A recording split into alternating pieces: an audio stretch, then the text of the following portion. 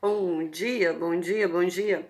Pessoal, então eu vim aqui falar um pouquinho com vocês sobre as leis abolicionistas. Esses dias eu coloquei um vídeo aí sobre a lei do ventre livre, e o pessoal começou a perguntar um pouco mais sobre as leis abolicionistas. Então eu vou fazer uma cronologia rapidinha aí sobre essas leis.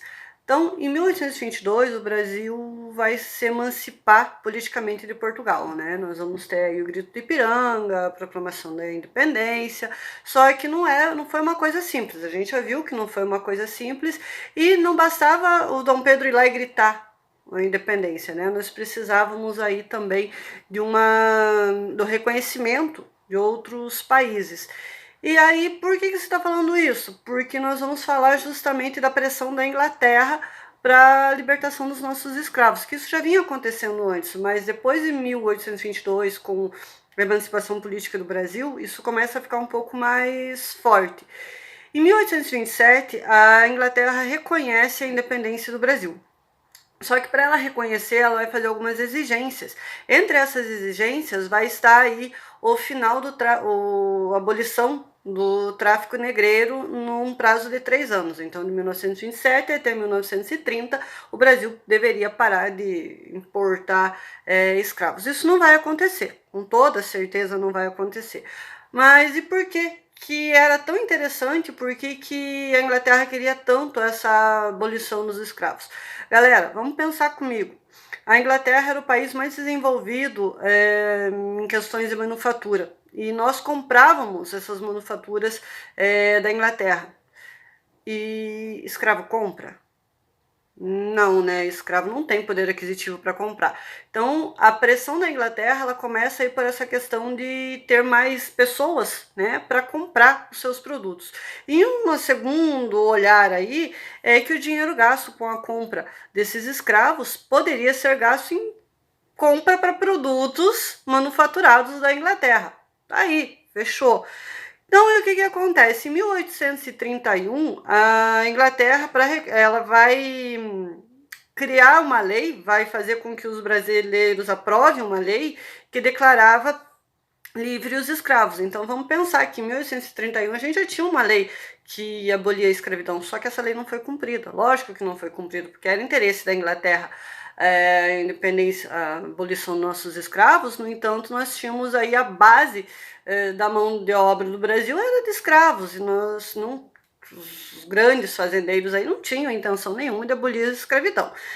Bom, essa lei que foi aprovada e não foi aprovada, ela vai criar uma confusão bem grande entre o Brasil e a Inglaterra, mas isso aqui vai ficar para um próximo dia, porque senão nós vamos nos estender demais nesse vídeo. Mas em 1845 vai ser aprovada a Lei Bill Aberdeen. Oh, inglês horrível. Ela autorizava a Marinha Inglesa a atacar os navios negreiros brasileiros. Inclusive, a Marinha Inglesa vai invadir portos brasileiros, vai atacar, vai caçar navio negreiro aqui, nós vamos ter uma treta grande entre o Brasil e a Inglaterra, vamos romper laço, vamos se acertar depois. Enfim, então, mas por que você está dizendo isso? Porque eu quero voltar lá atrás, eu quero que vocês entendam que a abolição dos escravos não foi só lá no finalzinho, 1888. Não, a gente vem tendo um caminho grande desde lá de trás. Em 1850, vai ser aprovada a Lei Eusébio de Queiroz. Essa lei ela proibiu o tráfico negreiro e autorizava a expulsão dos traficantes de escravos do país. Isso é mais uma lei por pressão da Inglaterra. Agora, vocês acreditam que essa lei funcionou? Não, né? Não funcionou. Foi aprovada a lei Eusébio de Queiroz, mas não vai funcionar em nada.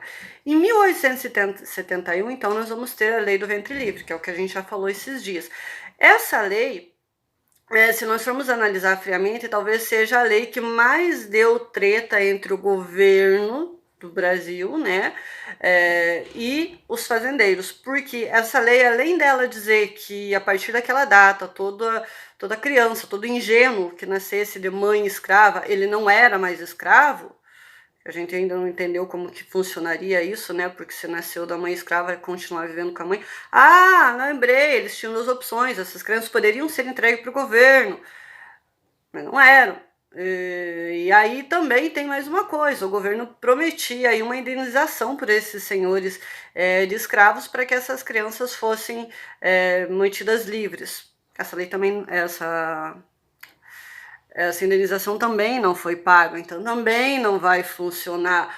Mas a gente percebe nesse momento da história que nós vamos ter uma quantidade muito grande, maior ainda, né, de mortes desses ingênuos, dessas crianças que nascem livres de mãe escravas, mas que lá nascem livres. Por quê?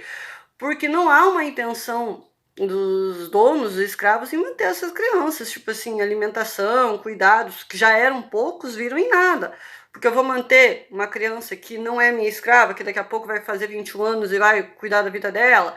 Não tinha essa intenção. E isso, assim, vai fazer com que nós temos uma morte muito maior, uma quantidade de morte muito maior entre esses ingênuos, entre essas crianças nascidas aí depois dessa lei.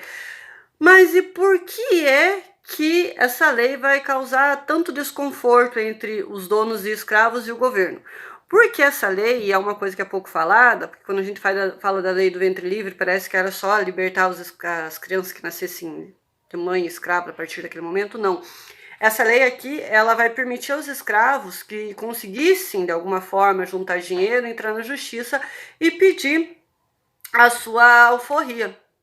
Isso daqui sim vai causar um desconforto muito grande, porque os donos de escravos, eles vão dizer assim, o governo está tirando a nossa autonomia, a nossa autoridade, né? A partir do momento que você permite que esse escravo, de repente, consiga, de alguma forma, a sua alforria, juntar dinheiro para fazer a sua alforria, isso causou um desconforto muito grande entre o governo e os donos de escravos. Isso vai, assim, abalar as estruturas. Depois, numa outra situação, a gente vai falar da proclamação da República, e aqui começa o desconforto entre os donos de escravos, os donos e o governo, por conta dessa situação. Bom, em 1885 vai ser criada a Lei Eusébio, a Lei dos Sexagenários. Galera, assim, nem sei o que falar sobre a Lei Eusébio de Queiroz, eu sei que ela foi criada em 1885. Para mim é um absurdo essa lei. O que dizia essa lei? Já ouviram falar dela? Essa lei dizia o seguinte, que todo escravo que chegasse aos 65 anos ganhava sua liberdade. Que escravo que chegava aos 65 anos? Pouquíssimos. E aqueles que chegavam aos 65 anos, estavam capenga, morrendo, cego, surdo, mudo, sei lá o que, eles estavam na fase que eles mais precisavam de cuidados. E aí, se você for analisar, essa lei Eusébio de Queiroz, ela não libertava os escravos, ela estava libertando os donos dos escravos da obrigação de manter esses escravos ali, da pouca comida, o local para eles dormirem. Ele libertava o dono do escravo, né? Da obrigação de cuidar desses escravos. E não é que estava dando liberdade para os escravos, mas ele deu liberdade para os escravos. Com 65 anos é a fase que você mais precisa de um lugar para viver, e eu não estou dizendo que eles viviam bem, eu não estou dizendo que esses escravos eram bem cuidados. O que eu quero que vocês pensem bem, que essa lei dos sexagenários aí de 1885, ao declarar livre esses escravos, na verdade você colocava esses escravos na rua, né? Pense aí um pouquinho, presta atenção no teor dessa maluca dessa lei. Não é muito diferente de hoje em dia, né? Mas não vamos falar sobre isso, né? Nesse período aí, depois de 1885, também vão surgir várias manifestações políticas, populares, favoráveis à causa da abolição. Galera, a gente também tem que lembrar que nesse tempo aí, já lá no Haiti, na ilha de São Domingos, os escravos tomaram em armas, se revoltaram, e o Brasil era muito próxima à configuração que tinha lá no Haiti. Nós também tínhamos uma maioria da população era de escravos ou de negros, e isso causava um certo medo, começou a causar um certo medo também. Então aí a gente começa a querer dar uma mascarada para acalmar esses escravos também. Bom, foi até que em 13 de maio de 1888 nós temos a famosa Lei Áurea sendo aí assinada pela Princesa Isabel, e todo mundo, Princesa Isabel, boazinha. Gente, eu não tô dizendo que ela é boa e nem que ela é ruim, eu só quero que vocês pensem um pouco. Hoje em dia a gente já tem formas de olhar para essa lei aí, para essa Lei Áurea, que são versões para que a gente analise, que não estou dizendo que os escravos deveriam continuar escravos, mas a forma que se deu essa libertação dos escravos não deu subsídio para que eles vivessem, né? Então nós temos aí alguns olhares. Nós temos aquelas galera que olha para a Lei Áurea, para o 13 de maio de 1888, vendo a princesa Isabel como uma redentora, como ela libertou realmente os escravos, aquela coisa, ainda usando ela. Tem aquela galera que já olha e fala assim, viu? Isso aí foi uma enganação. Foi uma enganação porque os escravos foram libertos, sim. No entanto, a opressão sobre os negros, sobre os ex-escravos, vai continuar muito grande. E a opressão, e eles foram libertos, vão ver do quê? Aonde? Porque nesse momento também nós estávamos vendo vir de outros locais aí, de outros locais do mundo, brancos para trabalhar.